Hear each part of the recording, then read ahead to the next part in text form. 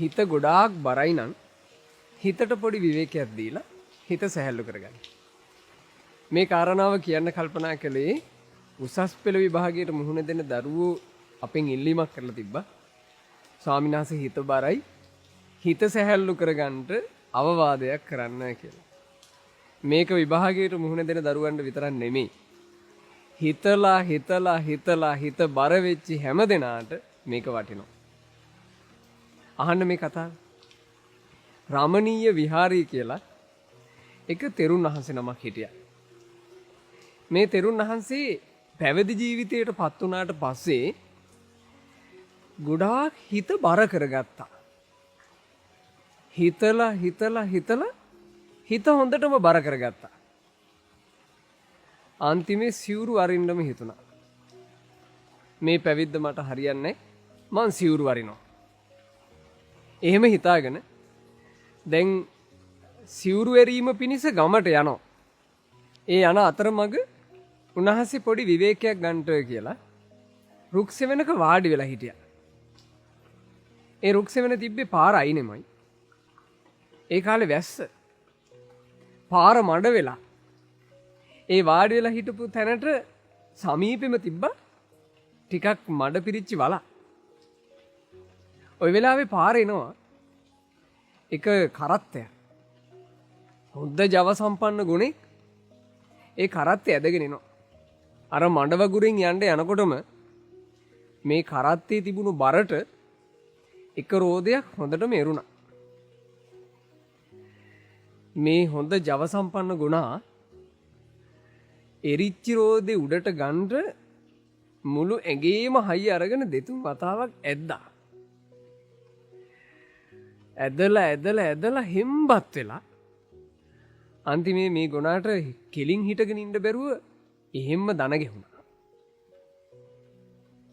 එතකොට ඒ කරත්තේ පදවන රියදුරා කරත්තෙන් බැස්සා. ගුණාගේ ළඟට ගිහිල්ලා උගේ ඔළුව ආදරෙන් පිරිමැද්දා. කරත්තෙන් ඌව ලිස්සා.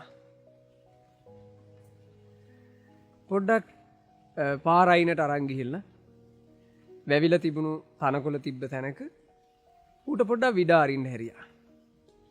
ගුණා පොඩ්ඩක් වැතිරිලා හිටියා. ඇඟේ තියෙන වෙහෙස අඩු වුණාට පස්සේ ඌ පොඩ්ඩක් නැගිටලා තනකොළ ටිකක් කෑවා. ඌ තනකොළ කනවා දැක්කට පස්සේ ඒ රතේ පදවගෙන ආපු රියදුරා ලොකු වතුර බාල්දියක් අරගෙන ඇවිල්ලා ඌ ළඟ තිබ්බා. ඌ තනකොළ කාලා වතුරත් බිව්වා. දැන් රතේ පදවෙන කෙනා දන්නවා දැන් ගුණාට ජවයේ තියෙනවා. දැන් ඌට මේක අදින්න පුළුවන්. ආපහු කරත්තේ ගෙට ගැහුවා. අවස්ථා කීපයක් ඔට්ටු වෙලාවත් ඇදගන්න බැරි වෙච්චි අර රෝදේ මු එක පියවරෙන් එක පාරක් පොළවට බරට අඩිය තිබ්බා. එක පියවරෙන් උඩට ගත්තා. අරගෙන ගියා. දැන් මේක බලාගෙන ඉන්නවා අර ගහ යට වාඩිලා ඉන්න රමණීය විහාරී ස්වාමීන් වහන්සේ.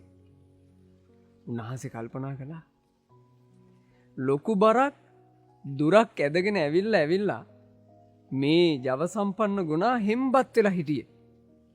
ගොඩාක් දුර බර ඇදගෙන ආපු නිසා ඌට තිබුණා වෙහෙසක්. ඒ වෙහෙසත් එක්ක අමාරු තැනක ඌ ඇදගෙන ආපු බරම ඌට අරන් යන්න බෑ. හැබැයි බර අදින්න බැරි අදක්ෂයෙක් නෙමෙයි මේ. කාලයක් ඇද්ද නිසා විඩාව. ඒ වෙනුවෙන් උගේ ස්වාමියා ඌට දුන්නා පොඩි විවේකයක්. ඒ විවේකෙන් ඌ සැහැල්ලු වුණා. සැහැල්ලු වෙලා ජව සම්පන්නකම ඇති කරගත්තා. ඌ අර බර ඉතාම පහසුවෙන් ඇදලා ගොඩට ගැත්තා. මාත් මේ හිත බර කරගත්තේ අනවශ්‍ය දෙයකටනේ. මම පැවිද්ද හොඳට කරගෙන ගියපු කෙනෙක්. පැවිද්ද ගැන ඕනවට වඩා හිතලා සිල් රැකීම ගැන ඕනවට වඩා හිතලා මම මගේ හිත බර කරගත්තේ අපරාධේ. මට පැවිද්ද කරන්න බැරි කමක් නේ. මට උවමනා කරන්නේ මගේ හිතේ බර සැහැල්ලු වෙන්න පොඩි විවේකයක් දෙන එකයි. උන්වහන්සේ තීරණය කළා. සිවුරු වරිනවා කියන අදහස සම්පූර්ණයෙන් අතහැරියා. ආපහු විහාරයට ගියා. තමන් වහන්සේගේ මනසට හොඳ විවේකයක් දුන්නා.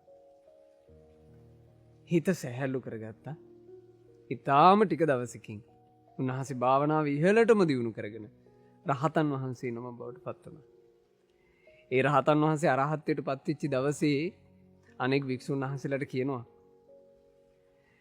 ශ්‍රේෂ්ඨ වෘෂභයා පය පැකලී වැටෙන්න ගියා. හැබැයි ඊට පස්සේ නම් ඌ නැගිට්ටේ ස්ථිරවමයි. ඒ කිව්වේ තමන් වහන්සේගෙන්. යම් හිතේ බරක් ඇති වෙන විදිහට කල්පනා කිරීම නිසා වැටෙන්න ගියාට මං ඊට පස්සේ නම් ස්ථිරවම නැගිට්ටා. ගොඩාක් ඔය විභාග ලඟ වෙනකොට එහෙමත් තියෙන්නේ විභාගයට මුහුණ දෙන්න බැරි කමක් හෝ විභාගයට මුහුණ දෙන්න නුසුදුසුකමක් එහෙම නෙමෙයි.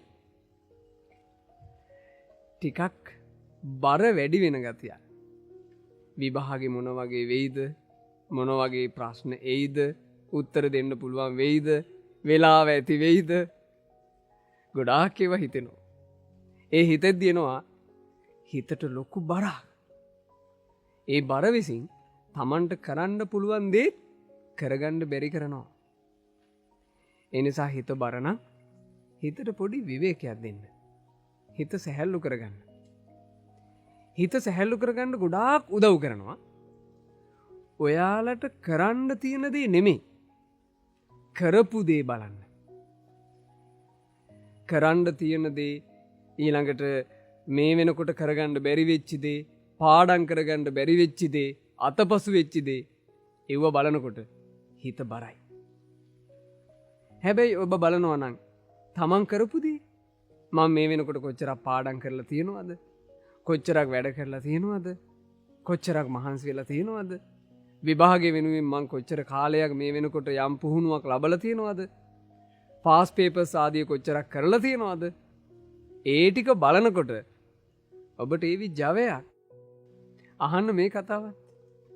එක අවස්ථාවක විහාරස්ථානයක තියෙන මල් වැටක්. දරුවෙක් අර මේ මල් කපන කතුරින් කප ඉන්නවා. එයා හොඳටම හිම්බත් වෙච්ච බව බාහිරින් බලාගෙන ඉන්න ස්වාමීන් වහන්සේ නමකට පෙවුණා. එයාගේ මූණ හොඳටම හිම්බත් වෙලා සන්තෝෂෙන් නෙමෙයි මේ වැට කපන්නේ. ස්වාමීන් වහන්සේ දැක්කා එයා බලාගෙන ඉන්නේ කපන්න තියෙන කොටස දිහා. Tamanට තව ඉස්සරහට කපන්න ඉතුරු වෙලා තියෙන කොටස. ඒ පැත්ත බලාගෙන තමයි මෙයා මේ මූණ එල්ලගෙන අමාරුවෙන් වැට කපන්නේ. ස්වාමීන් වහන්සේ ළඟට වැඩම කළා. අර පුතාගෙන් ඇහුවා ඔයාට අමාරුයිද? මහන්සියිද? එතකොට මේ දරුවා කිව්වා ස්වාමීන් වහන්සේ අමාරුවක් මහන්සියක් නෑ. ඒ වුණාට ස්වාමීන් වහන්සේ තව කොච්චර කපන්න තියනවද? එයාට පේන්නේ හැමතිස්සෙම තාම කපලා නැති තව කපන්න ඉතුරු වෙලා තියෙන ඉස්සරහ කොටස. මේ ස්වාමීන් වහන්සේ ඒ පුතාගේ උරහිස් දෙකෙන් අල්ලලා අනික් පැත්ත හැරෙව්වා. දැන් අනිත් පැත්ත හැරවුවාම එයාට පේන්නේ මොකද්ද? එයාගේ දක්ෂකමින් ලස්සනට කපපු කොටස පේනවනේ. මං මෙච්චර කොටසක් කපලා. මගේ මහන්සිය නිසා මෙච්චර කොටසක් ලස්සන වෙලා. තේරුණාද ඔබට කියන දේ? ගොඩාක් හිත බර වෙන්න හේතුව කරන්න තියෙන දේවල් කරගන්න බැරි වෙච්චි අතපසු වෙච්චි දේවල් අපි තදට හිතට ගන්නවා. ඒ හිතේ බර Tamanට හිතින් කරන්න පුළුවන් දේත් බැරි කරනවා. ඒ නිසා හිත ගොඩාක් බර නම් හිතට පොඩි විවේකයක් දීලා හිත සැහැල්ලු කරගන්න. මේ අවවාදය හොඳට හිත දරාගෙන සැහැල්ලු හිතකින් තමන්ගේ විභාග කටයුතු අධ්‍යාපන කටයුතු ආදී සියලු දේට ශක්තිමත්ව මුහුණ දෙන්න ඔබට වාසනාව ලැබේවා. තෙරුවන් සරණයි.